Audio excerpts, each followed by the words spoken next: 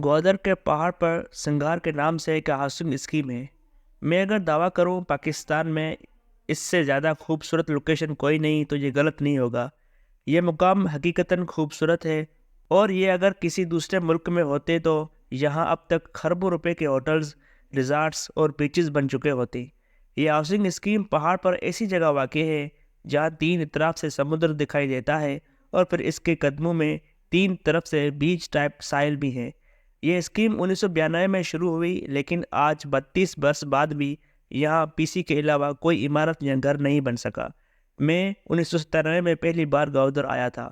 پاکستان کی سب سے خوبصورت یہ لوکیشن اس وقت بھی ویران تھی، اور یہ آج بھی ویران ہے۔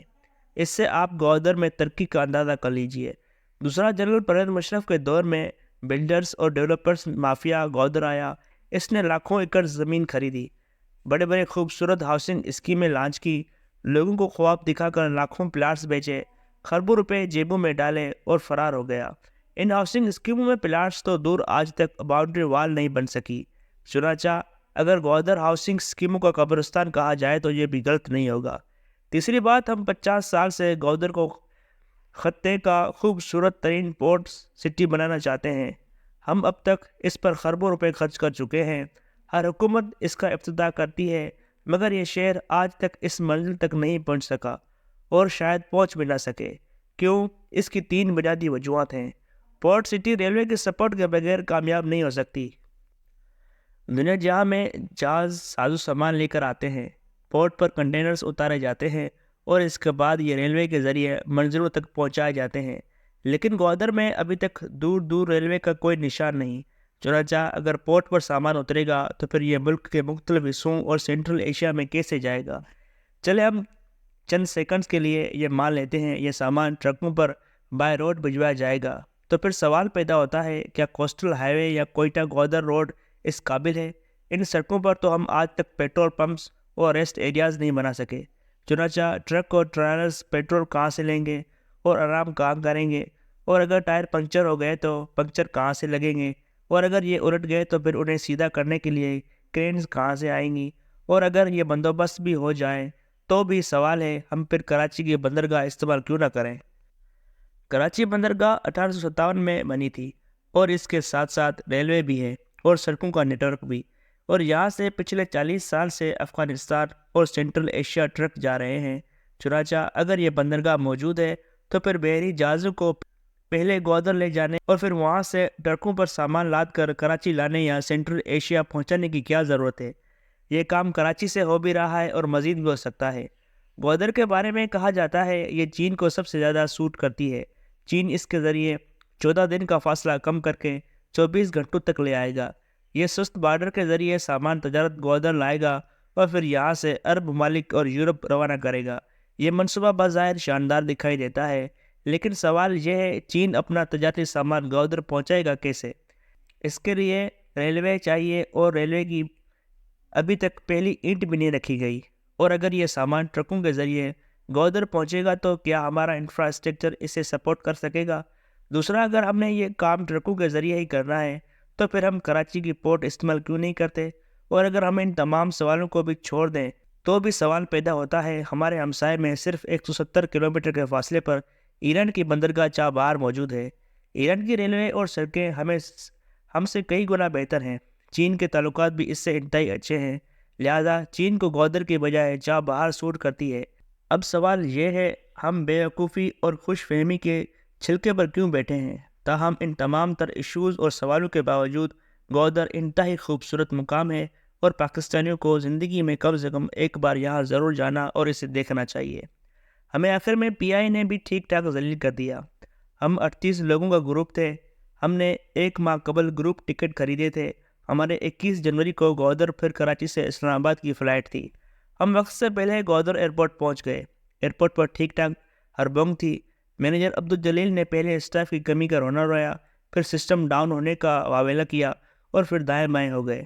ہم قطار میں کھڑے تھے، لیکن بورڈنگ پاس جاری کرنے والے صاحب ہمیں روک کر وی آئی پیز کو بورڈنگ پاس جاری کرتے رہے۔ ہمارے لیے سسٹم ڈاؤن تھا، مگر وی آئی پیز کا سسٹم ایکٹیو تھا۔ آخر میں اعلان کر دیا گیا، جہاز فل ہو گیا ہے، باقی لوگ 3 دن بعد جا سکیں گے۔ ہمارے 9 لوگوں کو بورڈنگ پاس نہیں ملے۔ ان میں 8 خواتین اور 1 مرد تھا۔ اب صورتحال یہ تھی، خاوند کے پاس بورڈنگ پاس تھا لیکن بیوی کے پاس نہیں تھا۔ بیوی کے پاس تھا تو خاوند فلائٹ سے محروم تھا۔ میں نے مینیجر صاحب سے وجہ پوچھی تو ان کا جواب فلائٹ اوور بک تھی۔ میں نے پوچھا 48 سیٹوں کے جہاز کو اوور بک کیوں اور کون کر سکتا ہے؟ اس کا جواب ان کے پاس نہیں تھا۔ ہم نے پھر پوچھا ہم گروپ ہیں، آپ نے ہمارے لوگوں کو روک کر دوسرے لوگوں کو بورڈنگ پاس کیوں دیے؟ اس پر پھر انہوں نے دان نکال دیے۔ ہم نے پوچھا یہ خواتین اب کراچی کیسے جائیں گی؟ اگلا جہاز 3 دن بعد ہے اور اس میں بھی سیٹ نہیں ہے۔ مینیجر صاحب نے اس پر بھی دان نکالنا شروع کر دیے۔ یہ صورتحال دیکھ کر خواتین بہت متفکر ہو گئیں۔ ہم سب پریشان تھے لیکن مینیجر صاحب ہمیں لاؤنج میں چھوڑ کر جہاز کی طرف دوڑ گئے۔ بہرحال طویل بحث کے بعد فیصلہ ہوا مردوں کے بورڈنگ پاس واپس لے کر خواتین کو بھجوا دیا جائے اور یہ لوگ بائی روڈ کراچی پہنچیں گے۔ ہم بہرحال رو دھو کر جہاز میں سوار ہو گئے۔ اب صورتحال یہ تھی، بیویاں جہاز سے کراچی جا رہی تھیں اور خاوند بائی روڈ 10 گھنٹے سفر کر کے کراچی پہنچیں گے اور پھر اگلے دن نیا ٹکٹ خرید کر اسلام آباد آئیں گے۔ ان کو گوادر سے کراچی اور پھر کراچی سے اسلام آباد پہنچانا ہماری ذمہ داری تھی اور اس ذمہ داری کا ایک فنانشل دباؤ بھی تھا اور انتظامات کا بھی۔ میں بہرحال بیکنگ گروپ لے کر کراچی پہنچ گیا۔ کراچی ایئرپورٹ پر ایک نیا پھڈا ہو گیا۔ گوادر میں جن خواتین کو آف لوڈ کیا گیا تھا، پی آئی نے ان کی فلائٹس 21 سے 24 اور 26 جنوری کو شفٹ کر دی تھیں۔ سسٹم کے مطابق یہ خواتین گوادر سے بورڈ ہی نہیں ہوئی تھیں، جبکہ عملاً یہ کراچی پہنچ چکی تھیں اور ان کے پاس 21 جنوری کی کنفرم ٹکٹس تھے۔ ہم اب کراچی ایئرپورٹ پر بورڈنگ پاس نہیں مل رہے تھے۔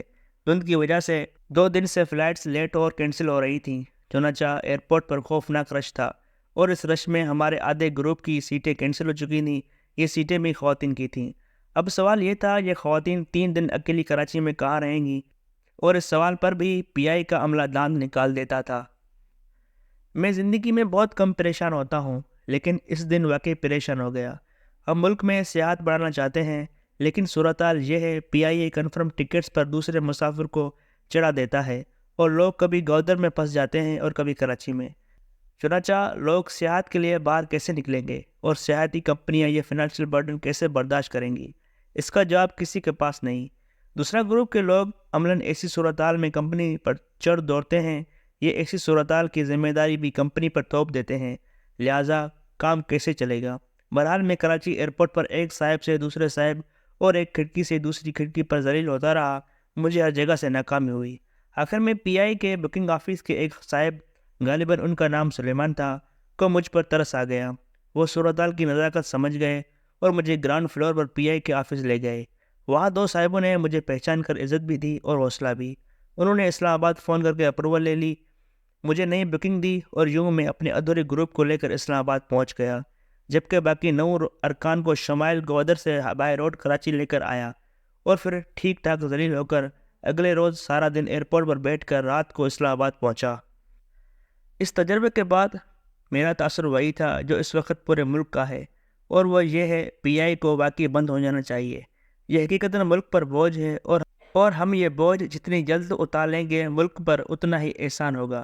یہ ادارہ روزانہ ملک کے 12 کروڑ روپے بھی چوس جاتا ہے اور مسافروں کو بھی ذلیل کرتا ہے، لہٰذا پھر اس کی ضرورت کیا ہے؟